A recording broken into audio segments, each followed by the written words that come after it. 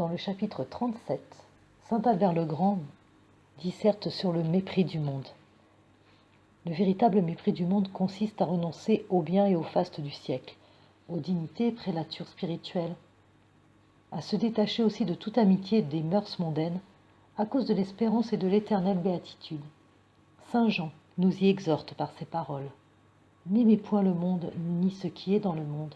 Dans la deuxième lettre, chapitre 2, verset 15. Saint Augustin avait ce mépris. Il ne prenait aucune joie à tout ce qui se faisait dans le monde. Et tandis qu'il parlait à sa mère avec grande douceur, le monde lui déplaisait et s'avilissait avec tous ses plaisirs. Sainte Agnès aussi, Sainte Catherine, Sainte Cécile et d'autres vierges ont méprisé les royaumes de ce monde et tout l'éclat du siècle à cause de l'amour de notre Seigneur Jésus-Christ. Le monde à la fin est tellement infidèle à ceux qui l'aiment que cela doit nous exciter à le mépriser et à le haïr lui-même. Les hommes du monde ont-ils été fidèles à leur Créateur? Au jour des rameaux, c'est glorieusement qu'ils le reçoivent. Ils sortent devant de lui et chantent « Hosanna au fils de David, béni soit celui qui vient au nom du Seigneur » dans Matthieu chapitre 21 verset 9. Et peu de temps après, le vendredi, ils paraissent devant Pilate en criant « Qu'il soit crucifié, qu'il soit crucifié !»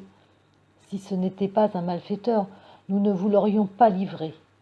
Dans Jean chapitre 18 verset 30. Et tandis qu'il était attaché à la croix, il se moque de lui. Sauve-toi toi-même, si tu es le Fils de Dieu, descends de la croix. Dans Matthieu chapitre 27 verset 40. Ils l'avaient reçu avec des palmes, des fleurs et du feuillage, puis ils l'ont couronné d'épines verdoyantes et frappé avec des verges.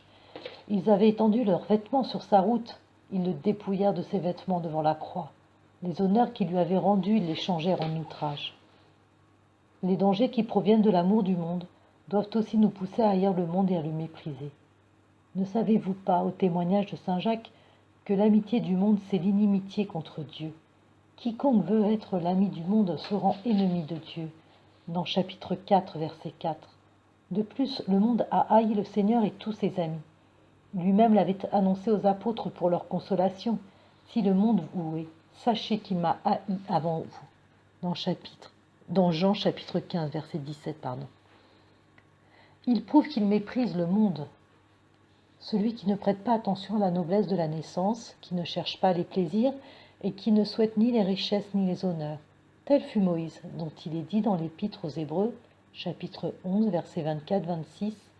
C'est par la foi que Moïse, devenu grand, renonça au titre de fils de la fille de Pharaon. Voilà le mépris de la noblesse. Aimant mieux être maltraité avec le peuple de Dieu que de jouir des délices passagères du péché. C'est contre le plaisir. Il considéra l'opprobre du Christ comme une richesse plus grande que les trésors de l'Égypte, car il avait les yeux fixés sur la récompense. Une autre preuve que l'on méprise le monde, c'est de n'être point charmé par ses flatteries, ni effrayé par ses menaces, ni ému par les louanges des hommes ou leurs reproches. Saint Paul pratiquait ce mépris du monde quand il s'écriait « J'ai voulu tout perdre, et j'ai considéré toute chose comme de l'ordure, afin de gagner le Christ » dans la lettre aux Philippiens, chapitre 3, verset 8. Une preuve que l'on ne méprise pas vraiment le monde, c'est de ne commencer à s'abstenir de son amour et de ses séductions que lorsqu'on ne peut plus s'y adonner à cause de la vieillesse ou de la pauvreté.